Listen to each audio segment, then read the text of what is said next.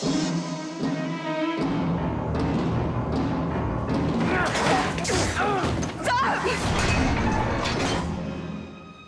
everybody, and welcome to the set of Lost once again.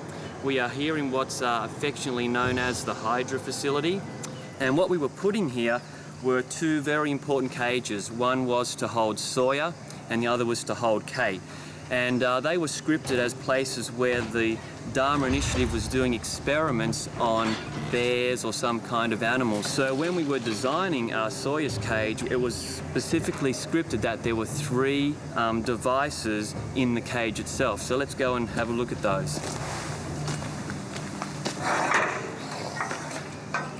So when we were designing this, we were thinking, or Zach was encouraging us to think that this was a place where bears were doing these experiments. So he'd be actually down on the ground and thinking, well, you know, how would a bear kind of push this, and a bear, you know, move around here, and he would put his foot down here, then he'd slap this thing. So we were thinking with that in mind when we were actually designing this thing, which was kind of funny. When we were researching what these cages could look like, we came up with this kind of heavy structure that would hold a bear, because actually, you know, these are meant to be pretty strong, and in the script, you know, Sawyer gets thrown into this and hit, so, you know, they had to be built to actually last not only for the action but for this kind of environment.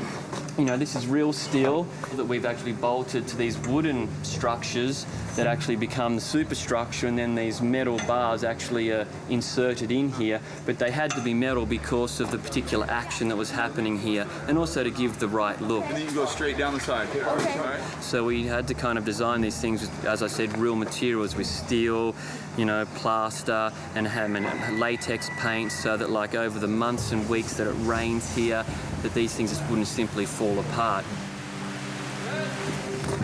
So Kate's cage was designed different to Sawyer's in that it just gave it a different orientation. It was a vertical cage, and that also helped the scene whereby Kate's escaping. So by having the cage kind of in a vertical orientation, she'd have more area to travel, and that would give that sense that she's actually got to fight her way out of this cage, so to speak. And it's not just designing a physical element that sells it, it's how it works within the jungle itself. So if you see like certain vines like this and all the vegetation that's kind of coming up to the structures, that's things that our greens department has actually brought in specifically to give the sensation that these cages have been here for a long time.